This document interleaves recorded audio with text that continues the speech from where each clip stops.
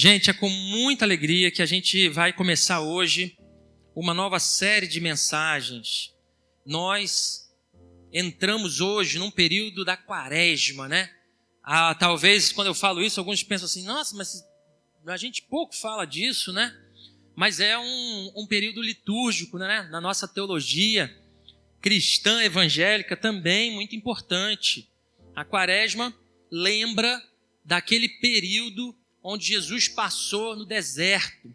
Ele é considerado aí quaresma por causa dos 40 dias antes da Páscoa, e é um período onde a gente incentiva um período a que a gente lembre do passo a passo da Páscoa até a Páscoa, e lembre-se também de alguns movimentos pessoais de piedade, de busca ao Senhor, como jejuns, orações. A gente torna esse período um período também especial de nos colocarmos na presença do Senhor. E aproveitando esse período, aproveitando esse estado, a gente vai começar uma nova série de mensagens hoje. E o tema dessa nova série é Esperança em Tempos de Medo. A ressurreição e o significado da Páscoa. Esperança em tempos de medo, a ressurreição e o significado da Páscoa, daqui até o dia 20 de abril, que é quando a Páscoa se inicia. Nós vamos tratar sobre, dentro dessa série de mensagens, nós vamos falar sobre várias esperanças, e o tema da mensagem de hoje é uma esperança futura. Por isso eu quero ler com você o texto de Marcos, capítulo 1, verso 15, apenas um versículo. Marcos, capítulo 1, verso 15. Eu acho que está bem apagadinho aqui, né? Não sei se você consegue ler comigo, mas você pode abrir sua Bíblia, abrir o seu smartphone. Marcos 1, 15. Vamos ler juntos esse versículo? O tempo está cumprido e o reino de Deus está próximo. Arrependei-vos e crede no Evangelho. Vamos de novo? Mais uma vez. O tempo está cumprido e o reino de Deus está próximo. Arrependei-vos e crede no Evangelho. Feche seus olhos, vamos falar com o Senhor mais uma vez. Pai Santo, nos colocamos, Senhor, na Tua presença mais uma vez e queremos clamar ao Senhor que, por misericórdia, o Senhor ministre ao nosso coração a Tua palavra aqui essa noite. Deus, de nada adianta, Pai, nós virmos aqui se não for o Senhor sobre nós, se não for o Teu Espírito Santo falando ao nosso coração. Nós precisamos do Senhor, precisamos da Tua palavra.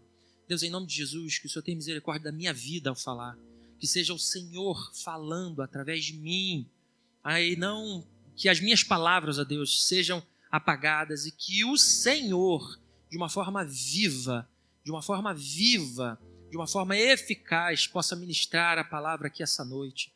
Pai, abençoa o coração dos meus irmãos também, para que ao receber, eles tenham os corações abertos, preparados, para que a boa semente caia em terra fértil e que ela cresça, se desenvolva e gere frutos para a Tua glória, Pai. Essa é a nossa oração e nós a fazemos em nome de Jesus. Amém.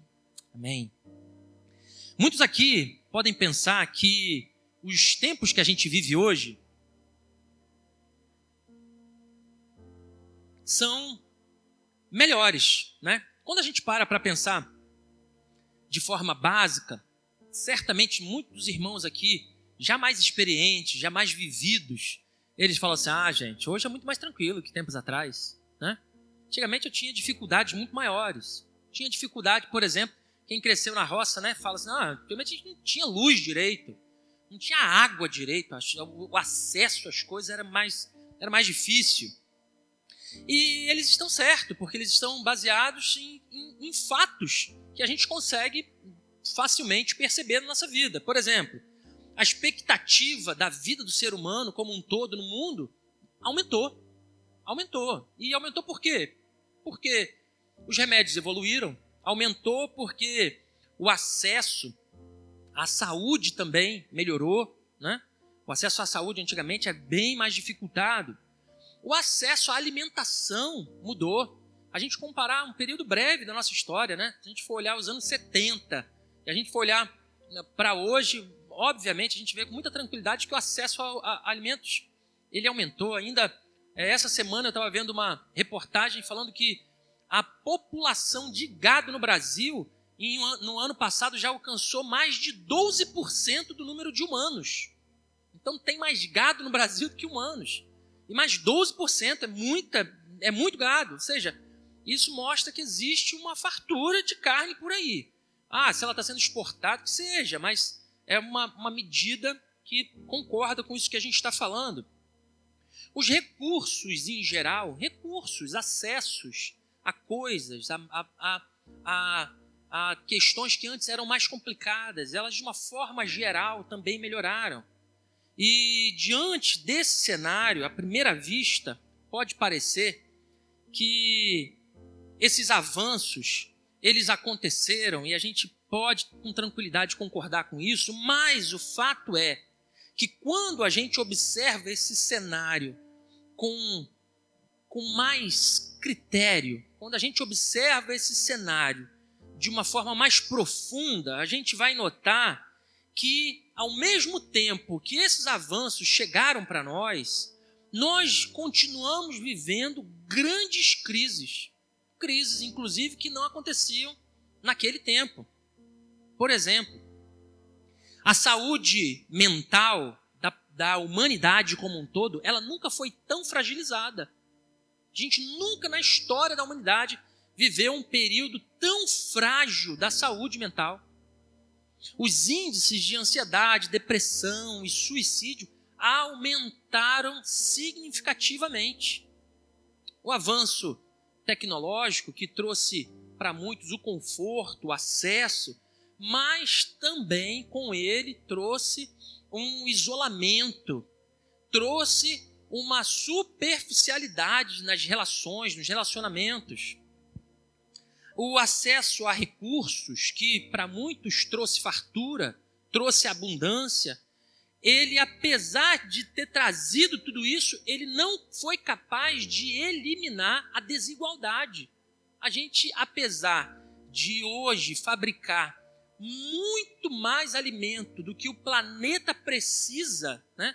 Eu sempre trago esse dado que é interessante a gente pensar que hoje no mundo a gente consegue fabricar 1,5 planeta de alimentos. Ou seja, se a necessidade é X, a gente consegue hoje fabricar, trabalhar 1,5 x de alimentos, mas ainda assim, nesse planeta, muitas pessoas morrem ainda de fome. O acesso à informação hoje, ele é muito mais rápido, né? Muito mais rápido, muito mais veloz. No entanto, a gente sabe que, apesar de ser mais amplo, essa verdade, o que é verdade hoje, a gente tem dificuldade de dizer. A verdade, ela está cada vez mais mascarada, cada vez mais distorcida, cada vez mais relativizada. O progresso material do homem, o acesso às coisas, não impediu que a humanidade como um todo sofresse como nunca uma decadência moral e espiritual. E diante desse paradoxo, ou seja, temos muito recurso, por um lado, mas temos grandes crises, dificuldades e faltas, por outro, fica evidente que o verdadeiro progresso, ele não está naquilo que a humanidade pode conquistar. Fica claro para nós que o verdadeiro progresso do homem como um todo não está naquilo que ele consegue pegar, mas naquilo que de fato transforma o coração do homem. O progresso do homem está naquilo que é capaz de transformar o coração dele. Enquanto Jesus ensinava, isso está lá registrado em Marcos 8, ele fala uma frase que certamente você já ouviu muitas vezes, O que adianta o homem ganhar o mundo inteiro e perder a sua alma? A grande questão que eu quero considerar hoje com vocês aqui essa noite, meu irmão e minha irmã, é que apesar de grandes avanços que nós vivemos da humanidade, o homem de hoje está cada vez mais arruinado espiritualmente. E não é por um acaso que nós vivemos um tempo em que as pessoas têm tanto e ainda assim sentem falta de tudo. Pessoas que têm tanto, mas que sentem falta de tudo. Vivemos um tempo de incertezas. Vivemos um tempo de medo. Ainda hoje, enquanto eu fazia aquele giro de notícias, né? Não sei se você é igual a mim. Eu paro um determinado momento, vamos ao giro de notícias, né? Eu fazendo aquele giro de notícias, notei uma coisa curiosa. Que vários países, principalmente da Europa, mas alguns ainda da Ásia, vários países hoje, nesse instante, estão em protesto. Vários. Talvez essa notícia chegue, ou não, né? A gente nem sabe direito como é que vai chegar isso. Mas hoje o mundo está passando por um período geopolítico muito delicado. E isso tem acontecido aí, a gente não sabe o que vai acontecer. Essa semana saiu uma notícia que na Europa, desde a Segunda Guerra Mundial, a população da Europa nunca esteve tão temerosa por uma terceira guerra quanto hoje. Isso foi um dado dessa semana. Isso por quê? Vários fatores. A guerra da Rússia lá com a Ucrânia, a intromissão dos Estados Unidos. São coisas que estão acontecendo economicamente, movimentos que estão acontecendo diferentes e, principalmente, a população da Europa está temerosa com a terceira guerra. Ainda hoje comentava com alguns amigos que a Marinha do Brasil, em 2023, no site oficial da Marinha do Brasil, você pode procurar lá e você vai achar, ela soltou um artigo dizendo que a Terceira Guerra Mundial já começou e nós não percebemos. E é um artigo muito interessante, porque ela fala assim, o que é necessário para uma guerra acontecer? Guerras em geral acontecem por isso. E quando a gente olha a configuração da geopolítica hoje, isso está acontecendo. E aí, o que eles falam? Antigamente, enquanto a guerra era muito sangrenta, ela tinha um foco muito na violência. Hoje, ela atingiu níveis muito mais silenciosos. Então, o que antigamente acontecia de forma mais silenciosa no meio político, e a gente via mais a guerra da invasão, da luta armada, hoje não. Hoje a guerra tecnológica já está acontecendo em níveis altíssimos, mas a gente não percebe muito isso acontecendo. Estão acontecendo entre poderes. Hoje a guerra política, a guerra financeira, econômica, ela está acontecendo pesadamente.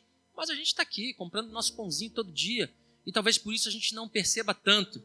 Mas isso é um artigo aqui da nossa Marinha no nosso país, né? Fato é que, ao longo da história, irmãos, o que vamos notar é que a promessa do progresso humano, historicamente, ela nunca foi capaz de suprir as necessidades humanas. O progresso humano, ao longo da história, acaba falhando com a humanidade. No entanto, dentro desse cenário, a Bíblia nos convida a olhar com esperança que não está fundamentada nas questões tecnológicas, nos avanços que a gente pode ver, não estão também orientadas ou focadas na educação que a gente possa receber, nos bons modos da sociedade, numa ética filosófica, nada disso. A esperança que a Bíblia nos convida, e eu quero compartilhar com você sobre isso hoje, é que a nossa esperança está e deve estar totalmente depositada em Deus por meio de Jesus Cristo. E por isso, dentro da nossa série Esperança em Tempos de Medo, o tema da mensagem de hoje é esperança para o futuro. Quando a gente olha o contexto do texto que nós lemos aqui, do versículo que nós lemos, a gente vai ver que essa declaração, ela marca o início oficial do ministério de Jesus. Lembre-se aí que pouco tempo depois dele ter sido batizado por João Batista e logo depois que ele foi batizado, João Batista foi preso. E aí, no cenário político e religioso daquele tempo, João Batista anunciava um Messias. Anunciava, assim, incisivamente. E por conta disso, os judeus estavam alimentando no coração, ansiosamente, a chegada desse libertador que ia restaurar Israel. Eles imaginavam essa figura como um grande rei. Baseados nos profetas, eles imaginavam muitas coisas, mas Jesus veio oferecer um reino espiritual e não um reino político. E nessa declaração, nesse simples versículo, você repare comigo que Jesus apresenta 3 verdades fundamentais para a nossa vida hoje. E eu quero justamente tratar sobre elas, de forma muito tranquila, cada uma dessas sentenças.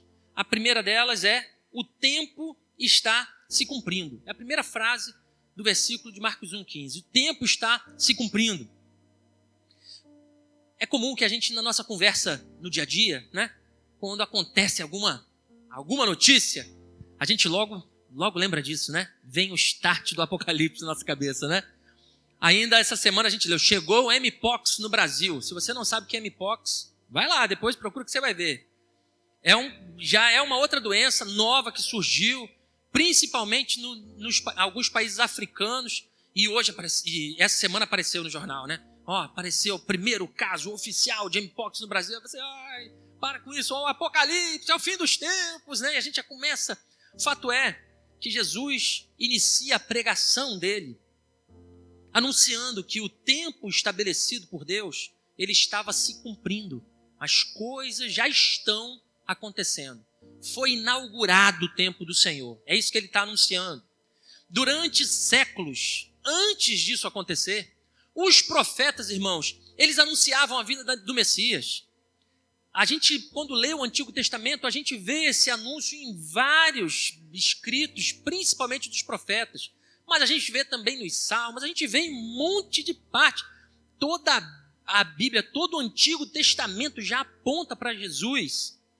E eles apontavam para um Messias, mas que agora aquela população dos judeus, a partir do que disse e anunciou João Batista, eles estavam ali, olhando para Jesus e pensando assim: peraí, João Batista está anunciando o Messias, aquele que vai vir depois dele, e que vai cumprir as promessas que os profetas fizeram.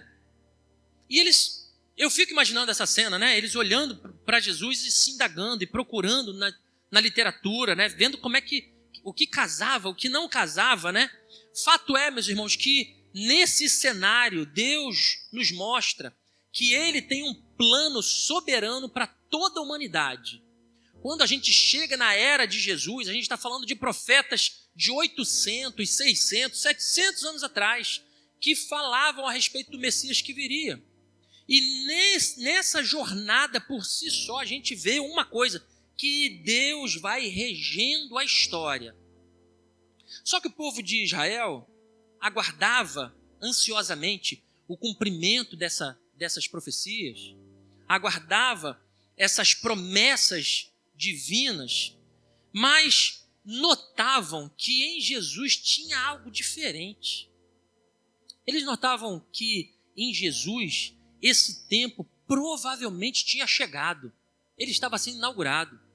Os movimentos que Jesus fazia casavam muito bem com aquilo que os profetas anunciavam. No entanto, essa esperança messiânica dos judeus, ela foi moldada ao longo dos anos por alguns ensinamentos que a gente pode aprender hoje. Junto com aquilo que os profetas diziam a respeito do Messias, a tradição judaica e a religiosidade dos judeus criaram muros, criaram barreiras que dificultavam o próprio povo para reconhecer que Jesus era verdadeiramente o Messias. Até hoje, os judeus vivem com o que eles chamam da tradição, né? Eles dão muito valor para a tradição judaica. E de fato, obviamente, toda tradição tem o seu valor. Mas o fato é que os judeus esperavam, muito por conta dos ensinos que foram avançando com o tempo, eles foram imaginando muita coisa que a palavra não dizia. Então eles imaginavam o seguinte, pelo que os profetas estão dizendo aqui, provavelmente, muito provavelmente, Jesus vai ser um líder político. Ele vai ser um líder político, ele vai chegar, ele vai restaurar o reino de Israel e ele vai juntar novamente esse reino vai ser poderoso. Ele vai nos livrar do jugo romano. E como é que isso vai acontecer? Ele vai ter um exército, ele vai ser um grande líder militar. Ou seja, eles foram imaginando coisas e alimentando isso no coração. Muitos tinham essa expectativa errada sobre o papel do Messias, vendo apenas ele como um rei terreno, como mais um rei que teria uma grande glória através de conquistas bélicas, conquistas de grandes guerras, e Jesus veio com uma missão muito maior, que era o quê? Estabelecer um reino espiritual e eterno. Jesus chegou para resgatar pecadores e reconciliá-los com Deus. E eu fico imaginando, meus irmãos, como deveria ser estranho para um judeu pensar que aquele imaginário que ele criou de um grande rei, um grande general, um grande lutador, alguém que viria com um grande exército e, de repente, ouvir um homem que falava sobre arrependimento e ensinava sobre o amor e pregava, além do amor, o perdão. Muitos não reconheceram essas verdades que Jesus veio pregar. E por que isso? Porque eles estavam presos na sua própria interpretação das promessas divinas. Eles estavam engessados nisso, esquecendo da centralidade de Deus e do seu plano, da forma como Ele governa e rege o mundo. E o que, irmãos, isso pode nos ensinar hoje? Isso nos ensina que assim como tempos atrás os judeus erraram, a nossa esperança, ela não deve estar fundamentada nas nossas expectativas terrenas, nas nossas expectativas com esse olhar aqui, material. Infelizmente, meus irmãos, o que vemos por aí é que muitas vezes o Cristo pregado, inclusive em algumas supostas igrejas, é um Cristo totalmente material e nada espiritual. O que devemos observar é a soberania de Deus nas suas promessas e na vontade que Ele tem para nós. Se você concorda com isso, diga um amém, meu irmão. Isso nos ensina e nos mostra o perigo que nós podemos incorrer quando nós moldamos Deus conforme os nossos próprios desejos, conforme as demandas do nosso coração.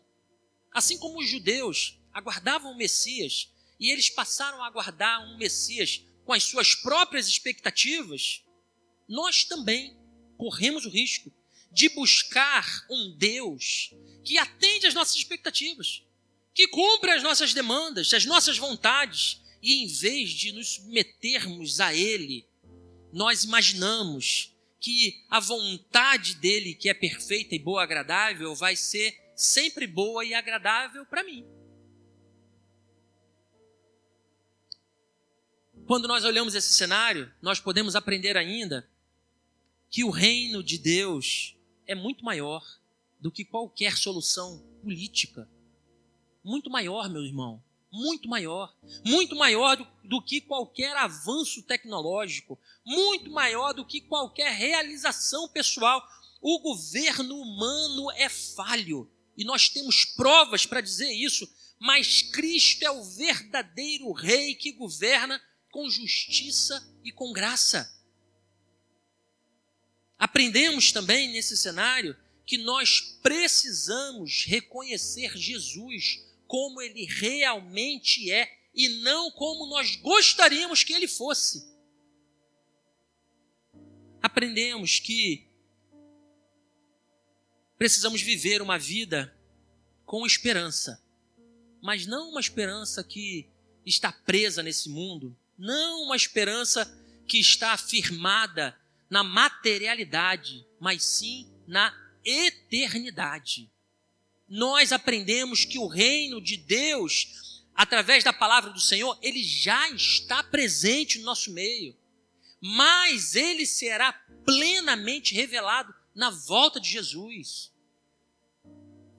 Portanto, meu irmão, assim como Deus cumpriu as suas promessas ao longo da história, no tempo certo, cada uma delas, nós podemos confiar, e eu quero falar isso para você, você pode confiar que Ele continua plenamente no controle da história da humanidade, na minha história e na sua história. Ainda que o mundo viva um tempo de medo, ainda que o mundo viva um tempo de incerteza, ainda que o medo possa vir a querer bater a porta do nosso coração, nós devemos descansar e viver na certeza que Deus continua conduzindo todas as coisas, que nada saiu do seu controle, que tudo tem um propósito maior quando nós conseguimos olhar para isso e que ao invés de depositarmos as nossas soluções em questões humanas, nós devemos confiar no Senhor que cumpre cada uma das suas promessas de forma fiel e no tempo certo. Portanto, meu irmão, de fato, o tempo está se cumprindo. O tempo está se cumprindo. A segunda frase que nós lemos nesse versículo qual é? O reino de Deus está próximo. O reino de Deus está próximo. Jesus declara essa frase que o reino de Deus, ele não é apenas um conceito futuro, não é apenas uma coisa que está distante, mas que ele já começou com a vinda de Cristo. Como nós já falamos, ao longo da história, esses sistemas políticos, eles falharam. Os sistemas filosóficos também falharam. Eles tentaram instalar um esquema humano de justiça, de paz, mas todos eles falharam. Todos eles falharam. E por quê? Porque só o reino de Deus, irmãos, é capaz de transformar a vida do homem de fato. Porque ele não transforma de fora para dentro, mas de dentro para fora.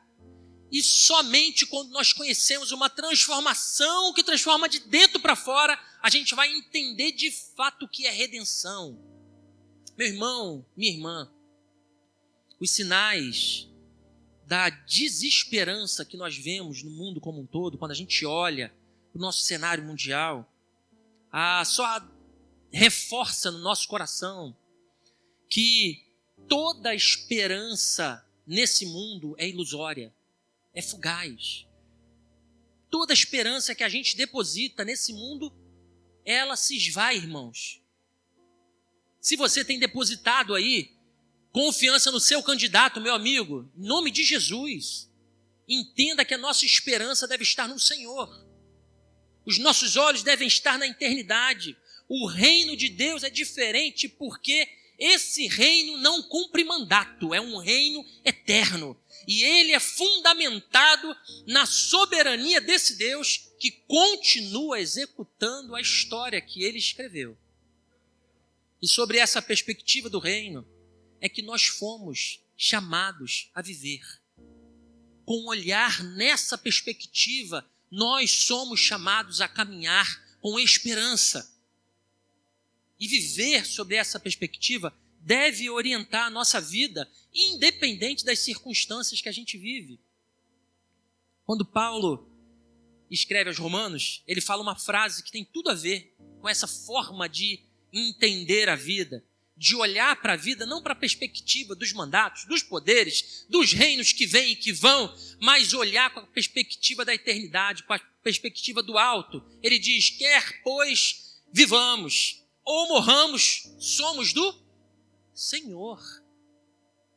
Quer vivamos, quer morramos, somos do Senhor. Quer enfrentemos dificuldades financeiras, quer enfrentemos dificuldades na saúde, somos do Senhor. Quer enfrentemos as dificuldades dessa terra, quer enfrentemos barreiras por onde a gente passa, dificuldades, irmãos, que vão passar nessa nossa curta vida. Nós somos do Senhor, o nosso reino, os nossos olhos estão voltados para a eternidade e não para esse tempo rápido que a gente passa por aqui.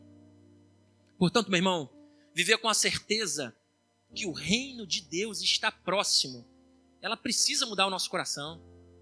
Essa certeza precisa mexer com a nossa forma de viver. E de que forma a gente vive com essa perspectiva que o reino está próximo? Ela muda a nossa perspectiva, que a gente passa a viver de forma justa, de forma íntegra, comprometida com os valores do Evangelho.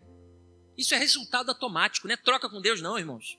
É uma coisa que a gente sempre fala e conversa, né? Se tem uma coisa que eu acho belíssima no cristianismo é isso. É que a proposta do cristianismo é uma proposta de resposta e não de sacrifício.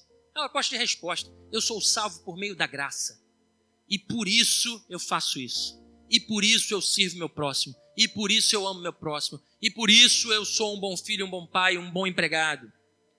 Sabemos e precisamos entender que em tempos de incertezas, que em tempos de desesperança, nós devemos nos lembrar que somos peregrinos aqui nesse mundo e que a nossa verdadeira pátria é o reino dos céus. Nos ensina também que amar e servir ao próximo é um reflexo natural do reino que nós pertencemos. E isso está lá em Mateus 22, 37 a 39. A gente deve entender que proclamar o Evangelho também é algo natural. Porque se eu quero o bem do meu próximo, eu amo o meu próximo, eu quero que ele conheça isso que eu conheço. E eu quero alimentar o coração das outras pessoas que eu amo com essa mesma esperança, com essa mesma perspectiva. Portanto, meu irmão, o tempo está se cumprindo e o reino de Deus está próximo. E aí ele vem com a terceira sentença: arrependei-vos e crede no Evangelho.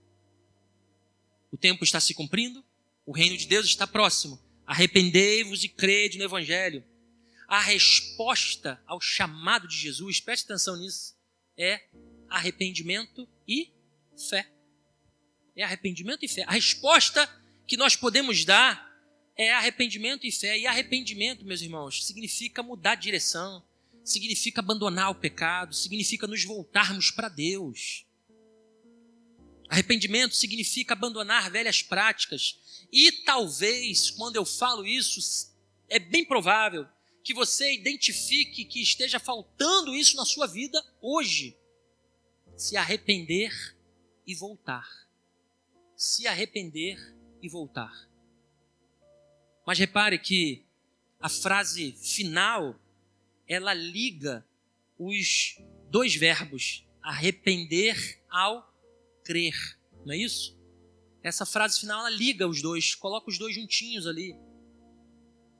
E o que isso significa? Significa que se arrepender está totalmente ligado ao ato de crer. Crer que talvez você já não tenha mais forças para esse novo começo, para essa nova vida que você talvez precise seguir.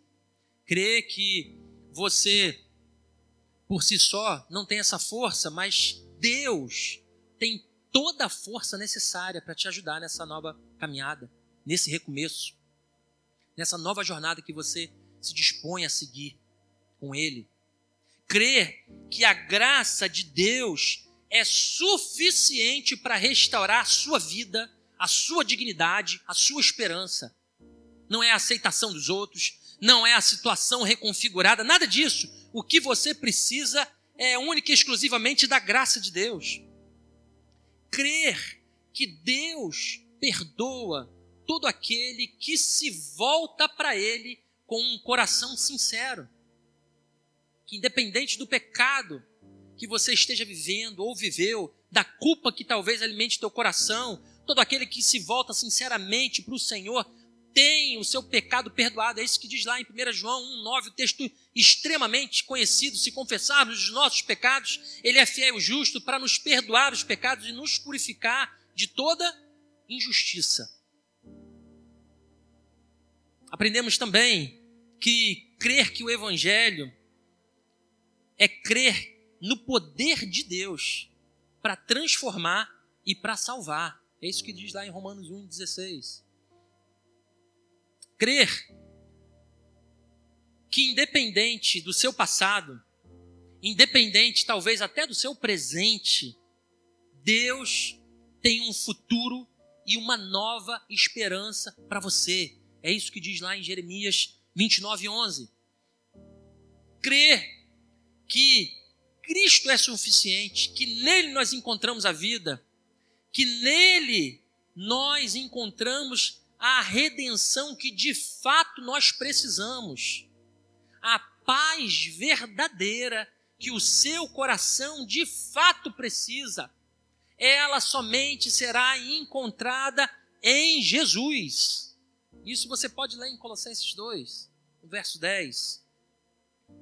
Por fim, meus irmãos, a palavra é muito clara. O tempo está se cumprindo. O reino de Deus está próximo. O convite que o Senhor tem para o seu futuro, para a esperança no seu coração é: arrependei-vos e crede no Evangelho. Jesus não apenas anunciou o Evangelho, mas ele te convidou a participar dele. Jesus não apenas apresentou, inaugurou o seu reino aqui, mas ele te convida a ser um agente desse reino, a ser um participante ativo desse reino. E essa é a nossa esperança futura.